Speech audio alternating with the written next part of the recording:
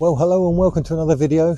In this video, I'm going to be creating two different areas for my client. Over that way there, they've got some smaller sort of planting beds, but I'm going to be changing them into some raised sleeper, like you've seen me do before, sort of 5 sleepers high, 3 beds over there for all sorts of planting they want to get in there for the vegetables. And then over this side, I'm creating a mini wildflower meadow, again, as you've seen me do before for previous clients. But the keen eye of you may have noticed in the background, we've actually got 3 beehives here. So the customer is already very bee friendly. We've got this area in front of me, which is planted, I think 3 years ago, they said, and this is wildflowers as well. So the customer here is very wildlife conscious. The garden here is absolutely lovely. We've got some hedging they planted around, lots of habitat for birds. So we've got all these wildflowers here. There's other planting, all geared towards pollinator friendly. So right up my street. I'm going to turn the camera around now, show you what's what, and we'll go from there. So over here we have the existing planters. See there, probably 3 sleepers high at the moment if I was doing it in sleepers, but we've got individual beds. We've got some artichoke and some rhubarb there, so I'm going to be creating 3 long beds, one there, one there, one there, just removing that section of paving in between so we can create those areas. And then over here we've got this lovely wildflower area which the customer planted, I think they told me about 3 years ago. We can see the oxeye daisies, looks like some ragged robin in there as well. This is, you know, absolutely perfect. This is a lovely little habitat. You're going to get birds in here as well, rooting around for food at the bottom. It's a shelter, and obviously fantastic for bees, butterflies, hoverflies. And then at the back we've got these amazing 3 bee houses that the customer not that long ago sort of got into this hobby. You can see the bees buzzing around there. He tells me between those 3 got 80,000 bees in there, which is just fantastic. So in order to keep up their nectar source, we're going to be creating another mini wildflower area over here. I'm going to clear this out, take out the topsoil, put in a low nutrient subsoil, sow a lot of different wildflower seeds, and also plant some more established plants in there just to kickstart things as well. So let's get going.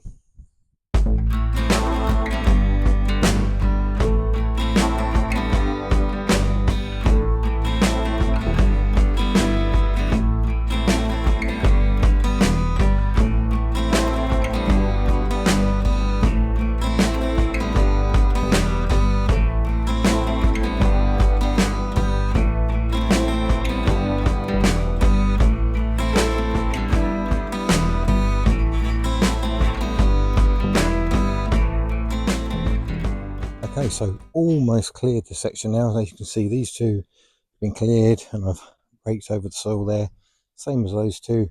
This one, which had the single planter, I'm just keeping that soil for now in case I need it for here. What I've just got to do now is clear or lift even these pavers in this section here, and then what I need to do is remove this large full one, reuse that half one, that will become there, that retains this edge along here, same as this one here. I've kept another half one over there, and that way I can just fit my new raised sleeper planter in this space.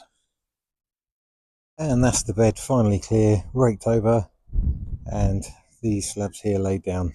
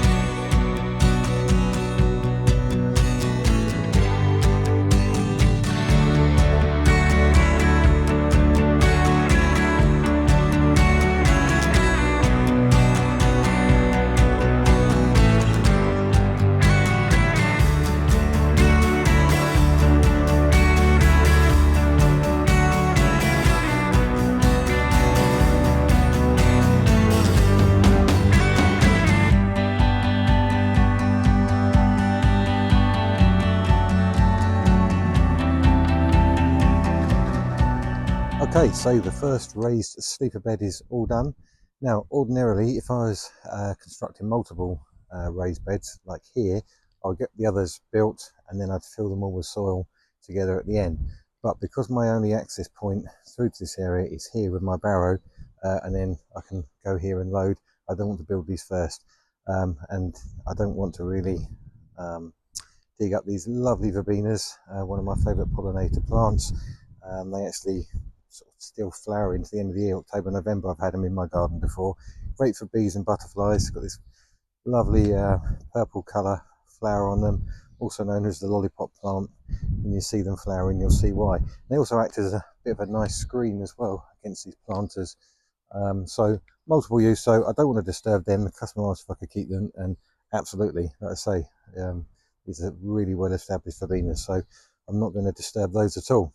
So as you can see, I've constructed this using hex head timber construction, bolts, screws.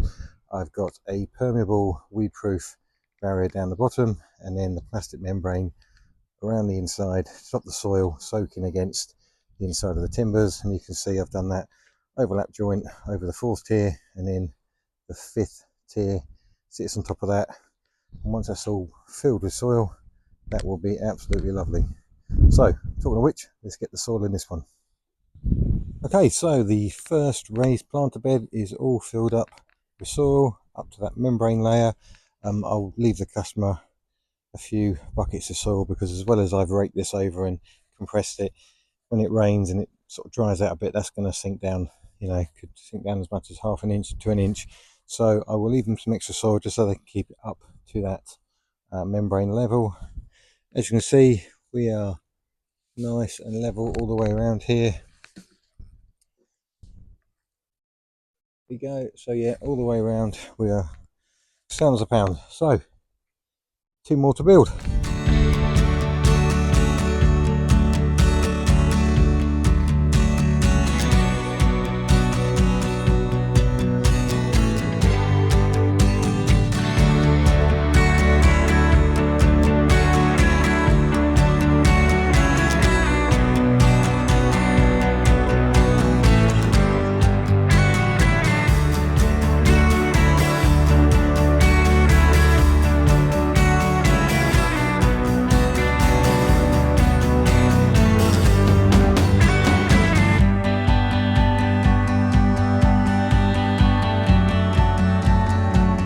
So as always, thank you for watching. I hope you enjoyed this video. As you can see, customers got 3 lovely big planters to plant into their heart's content.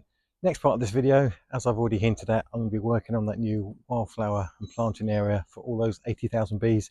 That'll be in next week's video. So subscribe, like, and tune in next week. Till then, see you later.